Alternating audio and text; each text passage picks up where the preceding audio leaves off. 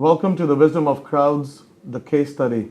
I'm delighted to be joined by a good friend, more importantly, Director of Information Security at Rakbank in Dubai at their Silicon Oasis offices. Tushar, thank you very much for joining me. Thank you, Amar. Tushar, the topic today is about threat intelligence and your feedback, your insight into how you have used and you continue to use threat intelligence to help amongst everything else you do. Sure. So primarily, Amar, when we started looking at threat intelligence, one of the objective was, to stay ahead of threats before they target us. We started by using open source threat intelligence that is widely available on the internet. We integrated a lot of feeds into our SIEM system, and we started gathering a lot of threat intelligence. And then we started feeling the need of having a commercially driven threat intelligence solution, because as a bank, you can't really cover the area that a security service provider would otherwise cover. And we went ahead, we implemented a commercially available threat intelligence solution to augment our capacity. In addition to that, what the bank has also been able to do is create our in-house malware analysis lab. So we trap malware that is of interest to us. We have an in-house detonation capability for this malware. We detonate this malware and we generate a very private threat intel for ourselves.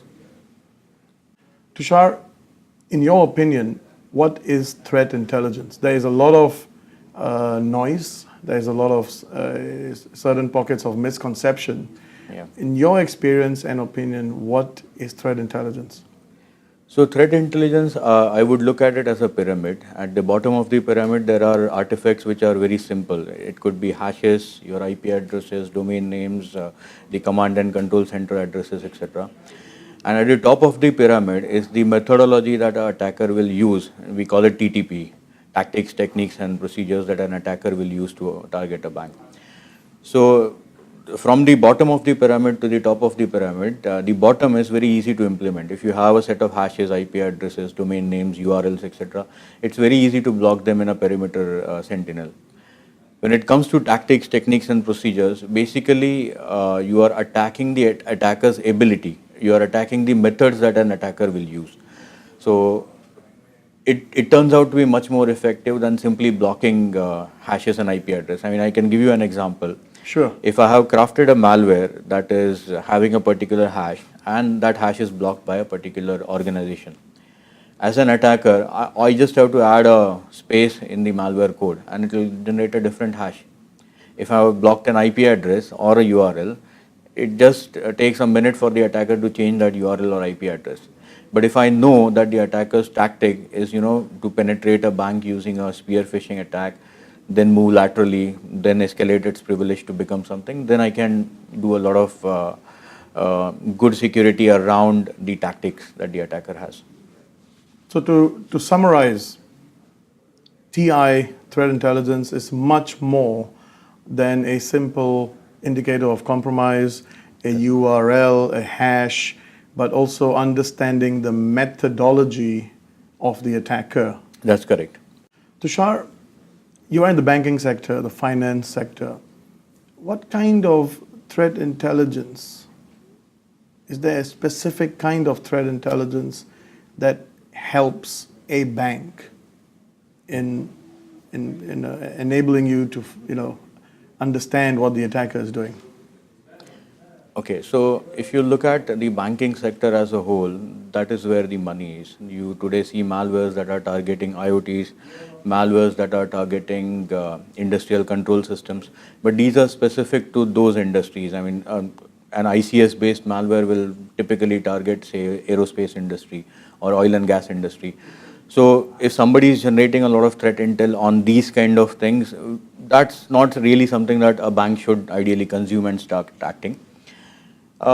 There are malwares that are specific to banks. I mean, think of a banking Trojan, think of a command and control center information that is there.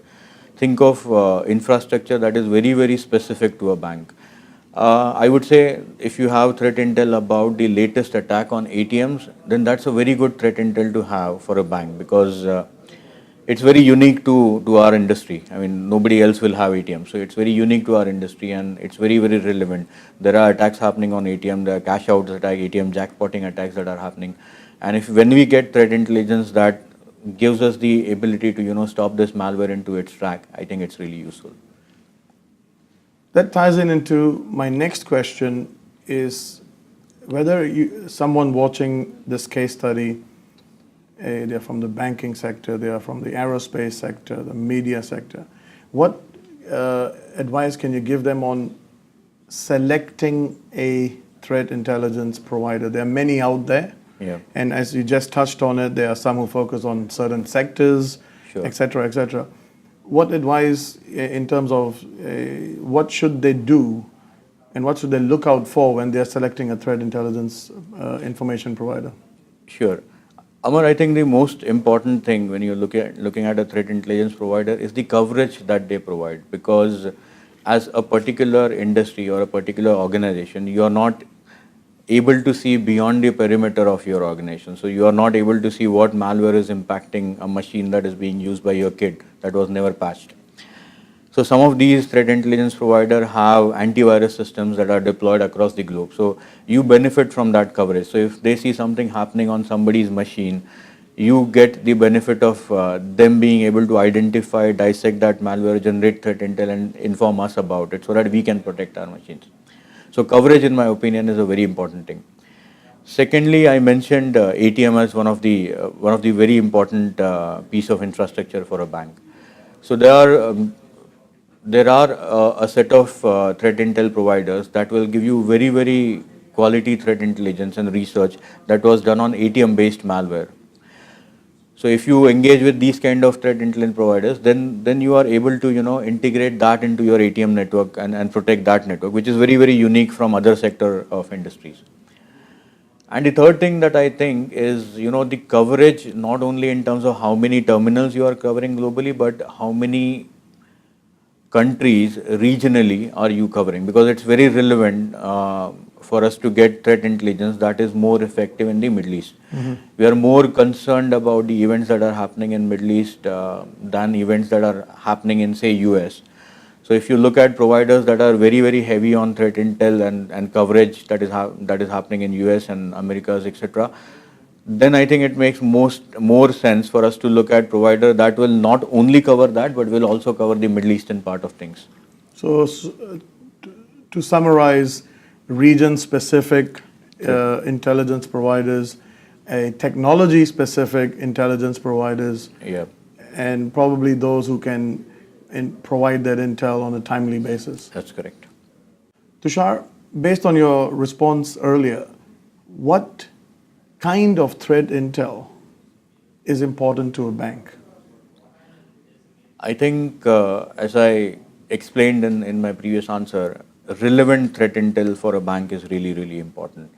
I mean, it is, of course, good to know what is impacting the oil and gas industry. It is good to know what is impacting the aerospace industry and take measures that the same malwares don't hit us. But for us, coverage of sector-specific malware is more important. I mean, if you are updating and covering a particular industry such as oil and gas, but you're not really covering the ATM side of things, then I think you are missing the point.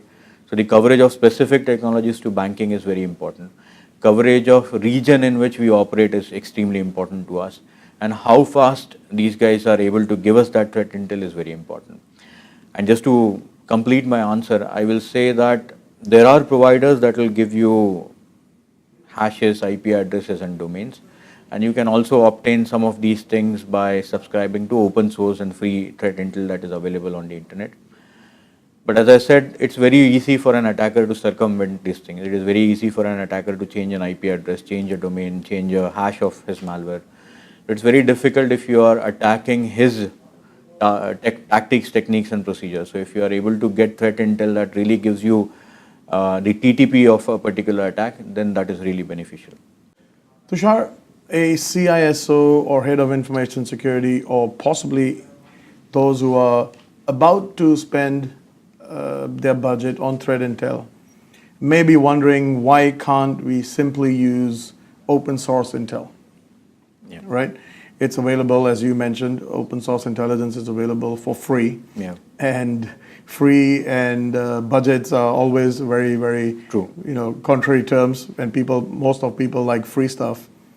Why, in your opinion and experience, why should a CISO or a budget holder consider spending money on good threat intel? I think the most important part is threat intelligence gives you the ability to see threats before they attack you. I mean, you can have a lot of controls to prevent an attack from happening if you have advanced threat intel available to you. One of the important criteria, as I said, is the coverage. If you are consuming the open source threat intel, one is it is limited. Most open source threat intelligence is based on sharing by some of the organizations, voluntary sharing by some of the organizations. And when it comes to threats, I don't think a lot of organizations are still, in a sense, sharing a lot of threat intelligence that they are generating internally to the community. That is where I think the role of a commercially available threat intelligence provider is really important. And just extending that question a little bit more, because there are some websites sometimes are providing 4 weeks late intelligence, 6 weeks, for free. Yeah. Timely threat intelligence, in your experience, how important is that as a consideration when you are looking at a commercial? Why not wait 6 weeks, 4 weeks for the general public to find out?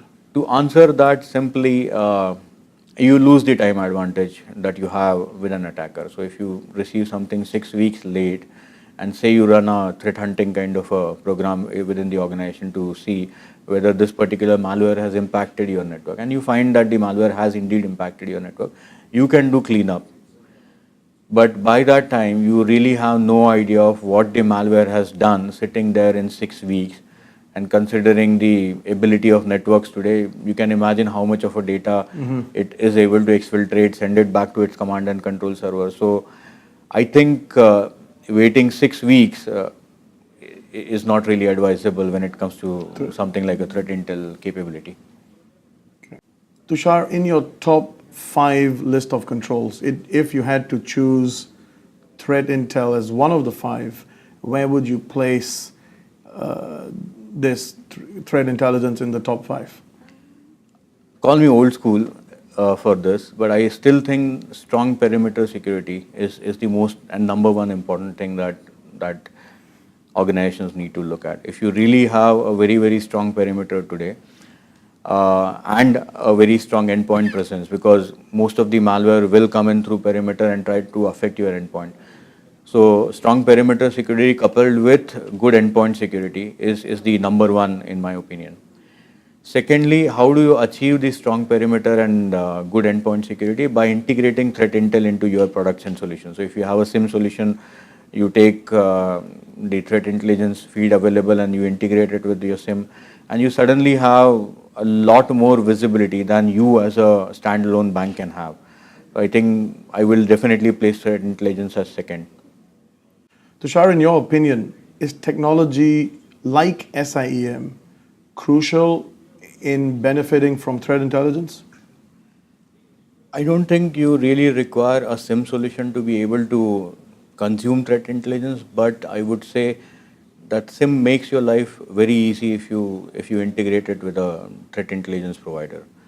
Because being able to weed through the logs, the gigantic amount of logs that you would otherwise have without a structured tool like SIEM, it will be an impossible task to search for specific things that a TI provider will provide you. Tushar, threat hunting is the term that many people are using. Is threat intelligence crucial, or does it play a key role in enabling an organization to do effective threat hunting? I think threat hunting is a capability that is being developed. I mean, a lot of organizations are looking at third-party providers to bring in that capability.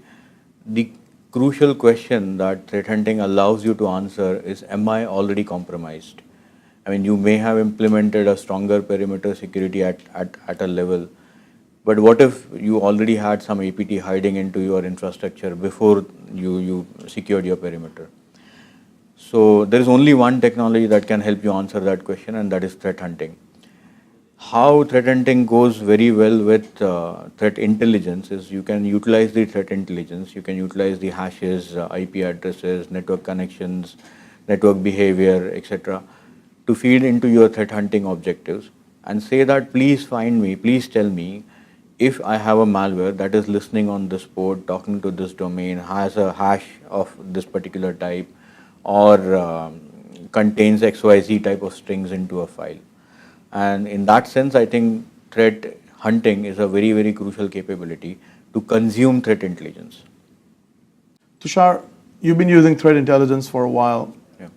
How do you take the output of threat intelligence and present it to senior management, to the board? What we do, Amar, in this case is we look at the business objective. We really don't want to stand in front of board and try and present how many IP addresses I have blocked on a firewall, because they really don't want to know about any of these things. What the board really wants to know, how am I enabling my business to do, say, a faster time to market, a cost-effective strategy? How do I give the confidence to my business that when they are launching a new product, when they are launching a new service for our customers, it will not be disrupted by somebody attacking that service? How do I provide the confidence to my business that the data that they are collecting from their customers is in safe hands? It is safeguarded at all times.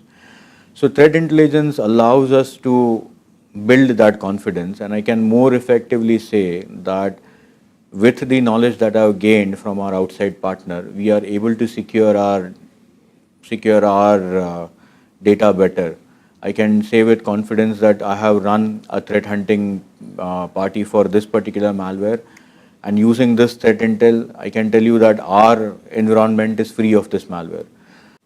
It is important for us to be able to go back to our board and give them that confidence that the data that our customers have entrusted us with is now protected by our use of threat intelligence capability. Thank you. That's really useful to understand how threat intelligence, a very technical topic, can be presented back to the board in a more meaningful manner. Sure. Tushar, thank you for joining me today for the Wisdom of Crowds, the case study. Thank you. Thank you, Amar. Thank you.